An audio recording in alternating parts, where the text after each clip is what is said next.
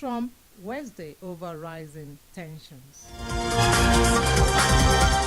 Israel launches drone attacks on Port Sudan. Now the news in full.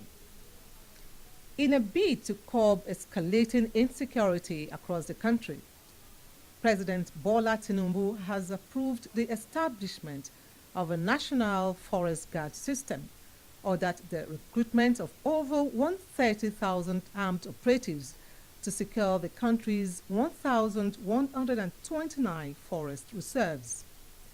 This was known in a statement released by the Special Advisor to the President on Media and Public Communication, Sunday Dari, on his X handle, saying the initiative was approved during Monday's Federal Executive Council meeting, which mandates each state to recruit between 2,000 and 5,000 forest guards based on their capacity. Dari said the recruitment and training will be supervised by the Office of the National Security Advisor and the Ministry of Environment to take full charge and ensure full implementation to employ thousands of young Nigerians. He further explained that the President gave directives that the forest guards are to be well trained and armed to perform their duties, which is essentially to flush out terrorists and criminal gangs' hideouts. Nigerians, particularly northerners, are in distress following the recent hikes in telecom tariffs. The Nigerian Communications Commission, NCC, has recently approved 50% tariffs increment for service providers amid nationwide hardship. This development has continued to attract condemnation among Nigerians, especially some northerners whose businesses depend on telecom industry to survive. However, the decision, driven by demands from telecom operators grappling with inflation, rising diesel costs, and foreign exchange instability, which has left millions of Nigerians grappling with the cost of staying online, making calls, and many have raised concerns that NCC, under the current leadership, has failed the Nigerian telecom users by defending the interests of the few operators at the expense of Nigerians. No fewer than 23 persons have been killed by suspected herdsmen in fresh attacks on Guma, Logo, Ukum, and Kwande local councils area in Benue State. Also, gunmen reportedly opened fire on grazing cattle yesterday, killing a herder, Dantala Kago, and injuring 3 others around the Gero community of Jos South Local Council of Plateau State. The latest incident came a day after a herder, Abdulrazak Yusuf, was reportedly declared missing and 41 cattle were rustled around BCC in the Foreign District of Barkin Ladi Local Council. Speaking to newsmen in Makurdi, Ray Anuve, who hails from Kwande, said the fresh attacks were carried out by armed herdsmen and suspected militants on May 9, 2025. Meanwhile, the House of Representatives member representing Upper Agatu constituency of Benue, who featured on TVC news program today, Ojemu Ojotu, has confirmed the death of the district head of Odoegbeho, known as Chief Adejo, while some have fled the communities over incessant attacks by herdsmen.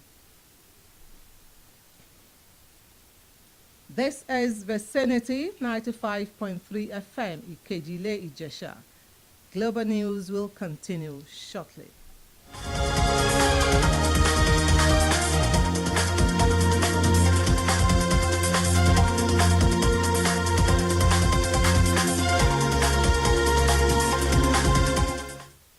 For comments breaking news and coverage of events, send an email to vicinitynewsroom@gmail.com or call 0814 365 8302. You can also follow us on Facebook, YouTube, Instagram, and TikTok at Vicinity 95.3 FM. South African President Cyril Ramaphosa will meet U.S. President Donald Trump in Washington next week, Wednesday, May 21, 2025, to discuss bilateral, regional, and global issues of interest. This was revealed by Pretoria in a statement released late on Wednesday. Tensions have been rising for months over a range of policy issues, culminating this week in the United States, resettling her first group of white Afrikaners that Trump claims are facing persecution in South Africa.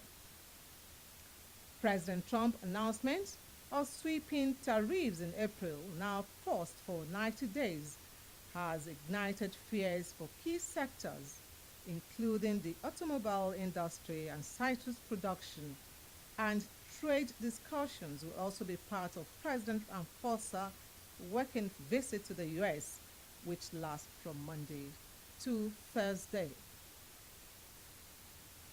Trade discussions will also be part of President Ramaphosa's working visit to the U.S., which lasts from Monday to Thursday.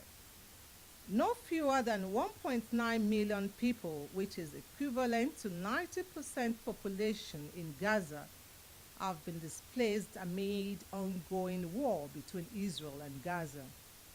According to United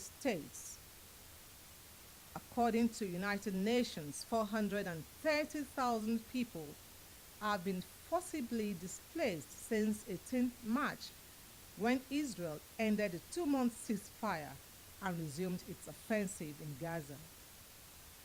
This was announced in the briefing made earlier this morning. The Israel Defense Forces, IDF, said the expanded campaign will displace most Palestinians in Gaza as airstrikes and other military operations continued. Sudan Army forces have launched an offensive attack on Port Sudan, which was once considered a relatively safe city, has been hit by a series of drone attacks targeting key infrastructures. The development came a few weeks after the army celebrated the recapture of Khartoum, but Rapid Support Forces (RSF) launched another drone strikes on Port Sudan in the east of the country earlier this morning. The residents of the city have been witnessing power blackouts and water shortages over the incessant attacks. According to Sudan authorities, the barrage of attacks on the wartime capital and humanitarian hub signals that the RSF is determined and able to carry on the fight despite significant territorial losses.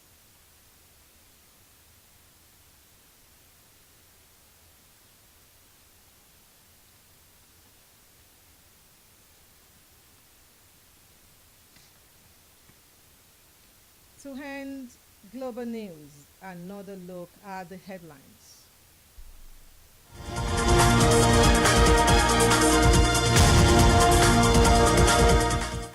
President Tinubu governors to deploy 130,000 new forest guards nationwide. Told you that South Africa President Ramaphosa to meet Trump Wednesday over rising tensions. And lastly, you heard that Israel launches drone attacks on Port Sudan. That was Global News. It was packaged by Abdul Fatai Giwa and edited by Mujib Olakunle. On behalf of the production crew, I am Adeshola Salami. Thanks for listening. Please stay tuned for news nationwide at 6 o'clock.